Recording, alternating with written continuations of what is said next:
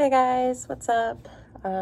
It's about 11:30 a.m. And I've been working for the last couple of hours after I dropped my son off at school and got my oil changed before we go out of town for doctor's appointments tomorrow. And I didn't have much work today, so I thought I would pop on really fast and make a video about how I manage my finances and what I do for income as a single mom with a chronic illness. So I've had the same remote part-time job for the last 3 years, and that has worked to my benefit tremendously. However, last December, January, and February is probably when I was experiencing the absolute worst of my symptoms. And I was not able to work as much. So as much as this video is about what I do for my income and how I manage, this is very important. It is also how my family has chipped in to help and make this realistic. My life is like literally nothing. It is nothing fancy over here, but my son is able to go to a really good school. My vehicle is paid off and I'm able to pay my insurance 6 months at a time. So I actually consider that a massive blessing. And besides for our health insurance, we don't receive any state benefits. So that's something as well. I don't receive child support. So this is all solely on my one income and what my family does to make that one income stretch. So my house that I live in, it is a family home. My mom and I have had this home since I was in college, so a little over 10 years. It was purchased cash as is, so all of the possessions in here, and we actually cleaned it out together. And when my mom was renovating and selling her home in another neighborhood, this is where she moved, and this was where she stayed. When I was pregnant with my son and I had my appointment where he was diagnosed with severe IUGR, so intrauterine growth restriction. He was not growing as he should, and they told me at that point in time that it would most likely mean an early delivery and a NICU stay. And I was out of state at that point in time. I was furloughed during COVID. So I really wanted to come back home. And my mom found a really nice property on the river in another part of town that she wanted to move to. So I moved into this house and she moved into her new home, which is a really cool setup. Honestly, I love it. My son loves to go visit. It's on the river. There's a boat. So it's just like an ideal childhood experience for him. I grew up water skiing, so I hope he likes it too. And when I first moved in here, I don't believe I paid rent for like the first 3 months while my son was in the NICU. And when we came home from the NICU, there were several times that he was hospitalized for extended stays. So I don't believe I paid rent for the first 3 months. But I did pay $700 a month after that for probably somewhere around 2.5 years, give or take. And once my illness got worse, and I was in the middle of a major flare where unfortunately, like at that point in time, it was very difficult for me to do basic things and take care of myself and a child, let alone provide an income. So there was around 3 months where I did not work at all. At that point in time, my mom let me stay here for free. And that has continued. And that is something that I am very, very grateful for. To not have to worry about rent is such a huge blessing. And that just allows me to do things for my son. As far as what I spend on myself, I don't get my hair done. I cannot remember the last time I've had my hair even cut at a salon. I have naturally... Oh, that's my dog. Hi, Lou. You good? Thank you. Good boy. I never want to discourage him barking, because, guard dog. But I have naturally curly hair, and I buy the vast majority of my self-care and hygiene products from the Dollar Tree. So they're all $1.25, nothing fancy. Same with like skincare. There's a really nice exfoliator that I enjoy using. And lately, since my skin has been acting up with mast cell issues and it's been really hit or miss, they have a Vaseline Advanced Care lotion that I found at the Dollar Tree that is actually the only thing that doesn't irritate my skin. So I don't really spend a lot of money on that. My son does go to a tuition school, so I pay tuition. One way that my family really helps out with that is his tuition is due all at once at the beginning of the month, and it's about $947 per month for his preschool and after school care until 4 p.m. Where I live, I would probably qualify for childcare assistance to send him to daycare because he is still technically daycare aged. But in my state, you do not qualify for childcare assistance if you work remotely and if you are a 1099 employee. I am both, so I don't qualify. So since he was in daycare, I have been paying $185 per week for his childcare. That is something that I still continue with. So my mom pays the lump sum of $947 for his daycare at the beginning of the month, and I pay her $185 per week as reimbursement for childcare. So to keep it the same as what I was previously paying, but we both really wanted him in a Montessori-based school. We both thought the best fit for him, so she's more than happy to cover the additional cost per week for that. And then in the months with 5 weeks, it kind of evens out. So that's another way that, our lifestyle is possible and how my family helps out so that my son can have a good experience. And where we live, it's difficult to find a supportive educational system, platform, anything. I really love the school that he's at. He's blossomed tremendously, and his sense of independence has helped a lot at home and helped me improve with my lifestyle because he's much more confident in his abilities. So he doesn't rely on me for as many things, and he's not learning that in an environment where it's based off of survival, and he has to because his mom can't. He's learning it in an environment where it's fun and it's play related and his friends are doing the same thing. So the biggest improvements that I've seen are that he really likes to get his own drinks. He's confident refilling his cup. And the biggest one is his desire and enthusiasm to get himself ready and dressed for school in the morning. If you have POTS, you know how difficult mornings are. So I cannot tell you how much of a tremendous help it has been that he is enthusiastic about putting his own clothes on, putting his own socks and shoes on.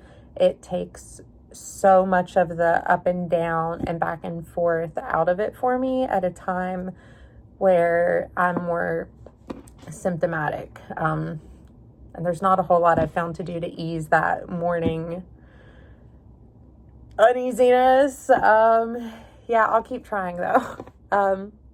Another thing that my family has done to help is that when my symptoms were at their absolute worst, I noticed that my car that I was driving was not doing me any favors. I drove a Hyundai Veloster, so it sat very low to the ground. It was a black car, black leather interior, so in the summer when it got very hot, I was not okay to drive. So a new car was a priority. My car was paid off previously, and my mom's boyfriend owns a used car lot. So he was able to find a 2015 Nissan Rogue that had one owner previously. It's been really well maintained, God, up until I got it. I try my best. We just got the oil changed today because we love that car and we want it to do well. We're rooting for it. But that vehicle sits higher up, so I wasn't having to bend down to get my son out of his car seat, which helped tremendously. In my car previously, the air conditioner didn't work very well. So I would just get so hot. But he found this car for me, and we sold my car, but the remaining balance left after we sold my car, and for this car, my mom covered the amount on that. So I could be in something that was safe, and that made such a tremendous difference having functional AC. This car has sensors on it that beep if I go over the line or if somebody is beside me. So that really helped with the amount of like head movement. I used to have a really difficult time with moving my head while I was driving, just the dizziness that it would cause. So that car and having that was just really imperative to my independence and being able to drive my son back and forth. And I don't think that I would have as much ability to travel like I do now, and be able to commute back and forth to take my son to school, even grocery shopping and things like that. It has an automatic trunk, so I don't have to physically lift up my trunk, which was difficult for me. There's just a lot of ways that it's really helped me with my independence, and that is something that I would not have been able to do without my family's help. Now, as far as like utilities, food, any other out-of-pocket expenses, that's all covered by me and my income. Where I struggle the most with my income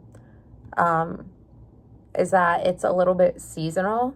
So mostly during end of November, December, January, and February, my work is non-existent.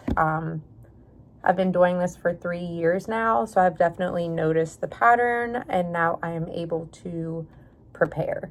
One of the ways that I prepare is I try really hard to pay off all of my credit card debt before going into the fall. My son is a December baby, and there's Christmas, so I actually started doing my Christmas shopping in October, and I think I completed the majority of it by October. But I pay down all of my credit cards, so I have no credit card debt going into the winter and holiday season, and my credit cards are what I use for my groceries, my utilities, if I have to, when my income is not very much. So, for example, in the spring and summertime, it's very normal for me to make like $600 to $1,000 per week. In the month of January, I think I made maybe like $500 total. So previously, before my symptoms were much worse, I would pick up seasonal work, bartending, and that really helped with that gap.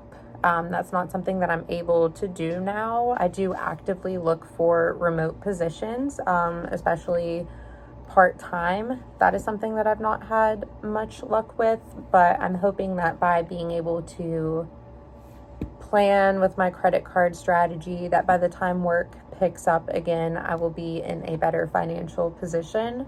If not, then we're making YouTube videos to hope for the best. You really just try to do the best that you can, and I try not to stress too much about it, because so far up to this point, it's been difficult, but it has worked out. And the most important thing is that, I know our home is safe.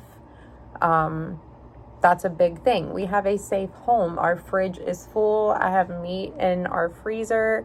We don't really, want for too much. I have car insurance through May, so that's a huge relief to know that that's taken care of and I don't have to worry about that. I'm able to afford our utilities. That's a blessing. It's just, it's stressful not seeing the amount of income that I'm used to during the other months, and it does kind of induce a little bit of panic, but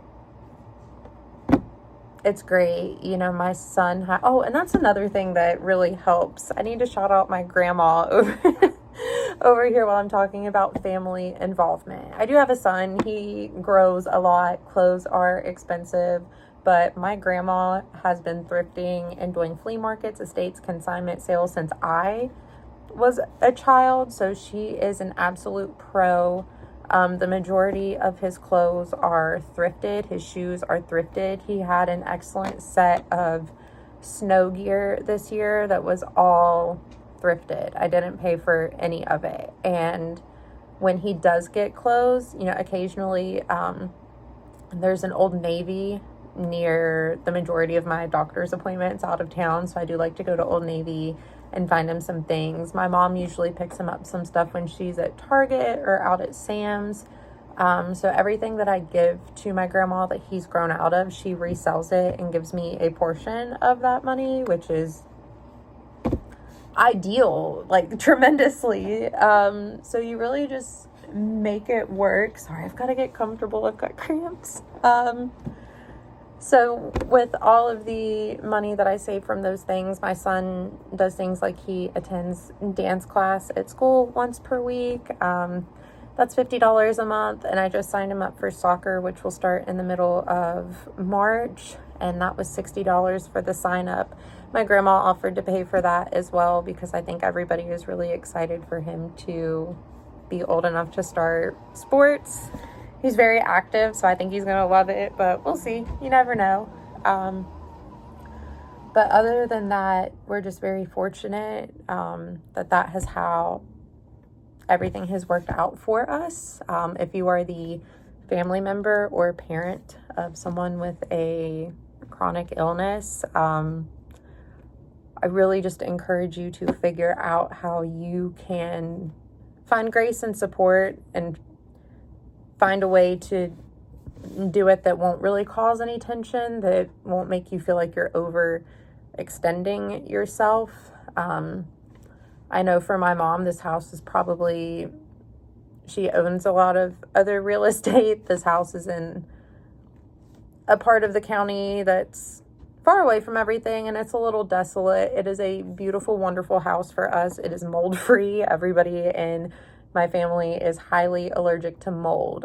So this is a safe house. This does not get any better. If you've ever gone through an allergic reaction to mold and you've tried to find a home that does not contain it, when you are in the middle of an allergic reaction, it's hard. It is so hard. And I am not exaggerating when I say that if this mold-free home was not an option, I would probably be camping in a tent with my son, because his reaction to mold is very severe neurological reactions. Now that he's detoxed, when he is exposed again, it's just, it's painful to watch and see him go through that. So there is no way that I would ever be willing to chance that again. And having a safe home that has been well maintained, that is free of what makes me and my son react, is you cannot put a price tag on it. So if you have a family member who is going through something like this, I hope you just consider that, especially if there's children involved, just consider what you can do to provide the best environment for your child. I don't feel like my son misses out on anything. And that's more than you could ever ask for. And that's really how I manage things financially, and how my family helps. It is difficult without having the seasonal part-time support that I'm used to. We'll see how that impacts me come tax time, because I am a 1099 employee. So I usually do have to pay taxes. So we'll see what that's like this year. Last year was a little different, and so was the year before that, because I did have part-time income where taxes were withheld. So it's ever changing. You know, you find little ways to make up for it where you can and save money. So I'll continue to tell you guys a little bit more about that and how I budget as I make these videos. So I appreciate you all for tuning in, and I'll catch you next time.